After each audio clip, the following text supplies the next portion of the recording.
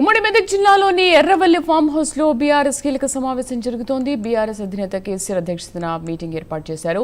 Party సంస్థాగత నిర్మాణం, సభ్యత్వం, పార్టీ ఇన్ఛార్జీల నియామకంపై సమావేశంలో చర్చిస్తున్నారు. సమావేశానికి కేటీఆర్ ప్రధాన కార్యదర్శులు, అసెంబ్లీ ఉభయ సభల్లోని పార్టీ డిప్యూటీ ఫ్లోర్ లీడర్స్ హాజరయ్యారు. సమావేశానికి మొత్తం 23 మంది నేతలు వచ్చారు. పూర్తి సమాచారాన్ని మా కరెస్పాండెంట్ చందు లైవ్ లో అందిస్తారు. చందు, సమావేశ వివరాలేంటి?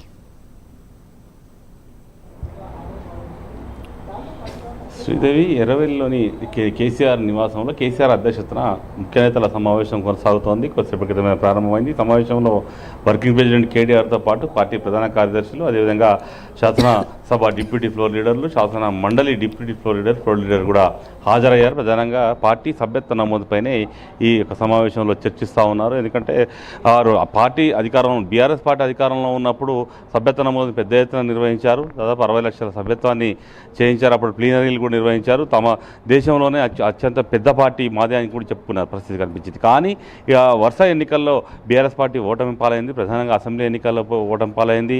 అదే తర్వాత వచ్చినటువంటి లోక్సభ ఎన్నికల్లో ఓటమి పాలైంది. తర్వాత వచ్చిన వరుస ఎన్నికల్లో కూడా ఓటమి పాలైన నేపథ్యంలో ఇటీవల తెలంగాణ భవన్లో జరిగిన పార్టీ ఆవిర్భావ దినోత్సవ వేడుకల్లో కేసీఆర్ పాల్గొన్నారు. ఆ సమయంలో సమావేశం నిర్వహించారు. అందులో సభ్యత్వ నమోదుపైన ప్రధానంగా చర్చించారు. 60 లక్షల సభ్యత్వం ఉన్నా కూడా మనం ఎందుకు ఓడిపోయామనేటువంటి పోస్ట్ మార్టం కూడా నిర్వహించారు. కాబట్టి ఈసారి సభ్యత్వ నమోదును అత్యంత పకడ్బందీగా నిర్వహించాలని కూడా కేసీఆర్ భావిస్తూ ఉన్నారు. ముఖ్యంగా క్రియాశీల సభ్యత్వంతో పాటు సాధారణ సభ్యత్వం కూడా చేయాలి. అది ఆఫ్లైన్, ఆన్లైన్లో కూడా చేయాలని కూడా భావిస్తూ ఉన్నారు. అయితే ఈసారి సభ్యత్వం ఎంత అనేది కాకుండా ప్యూర్గా పార్టీ కార్యకర్తలతోనే సభ్యత్వాన్ని చేయించాలని కూడా ఈ సమావేశంలో కేటీఆర్ ముఖ్య నేతలకు కూడా చెప్పే అవకాశం కనిపిస్తూ ఉంది. ఎందుకంటే ఖచ్చితంగా సభ్యత్వ నమోదు చేసుకున్న తర్వాత పార్టీ కమిటీలు వేయాలని భావిస్తున్నారు. ప్రస్తుతం పార్టీలో ఉన్న కమిటీలన్నింటినీ కూడా కేసీఆర్ రద్దు చేశారు. ఒక రాష్ట్ర కమిటీ మాత్రమే ప్రస్తుతం వర్కింగ్లో ఉంది. కాబట్టి ఈ సభ్యత్వ నమోదును పెద్ద ఎత్తున నిర్వహించిన తర్వాత కమిటీలు వేయాలని భావిస్తుంది. అయితే ఈ సభ్యత్వ నమోదు సంబంధించినటువంటి తేదీలను కూడా కేసీఆర్ ఈరోజు ఖరారు చేసేటువంటి అవకాశం కనిపిస్తూ ఉంది. సభ్యత్వ నమోదుకు సంబంధించి చేయించేందుకు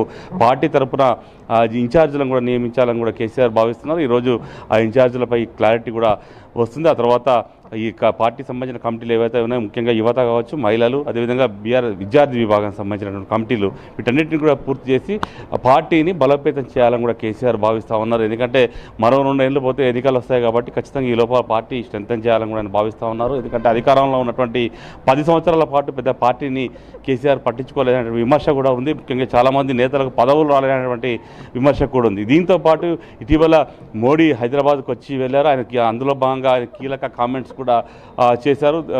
వచ్చే ఎన్నికల్లో ఖచ్చితంగా తెలంగాణలో బీజేపీ అధికారంలోకి వస్తుంది, ప్రజలంతా కూడా బీజేపీ గురించి ఆలోచన చేస్తున్నారని చెప్పి మాట్లాడిన నేపథ్యంలో ఈ మోడీ కామెంట్స్ కావచ్చు, మోడీ పర్యటన సంబంధించిన అంశంపైన కూడా ఈ యొక్క సమావేశంలో చర్చించే అవకాశం కనిపిస్తూ ఉంది. ఎందుకంటే ఇప్పటికే కాంగ్రెస్కు ప్రత్యామ్నాయంగా తామే ఆయనకి బీఆర్ఎస్ పార్టీ చెప్పుకుంటున్నప్పటికీ వచ్చే ఎన్నికల నాటికి కూడా బీజేపీ కూడా ఖచ్చితంగా బలోపేతం దిశగా అడుగులు వేస్తోంది. ఒకవేళ బీజేపీ బలోపేతం అయితే బీఆర్ఎస్కు నష్టం కలుగుతుందనే ఒక అంచనాతో బీఆర్ఎస్ అధినాయకత్వం ఉంది.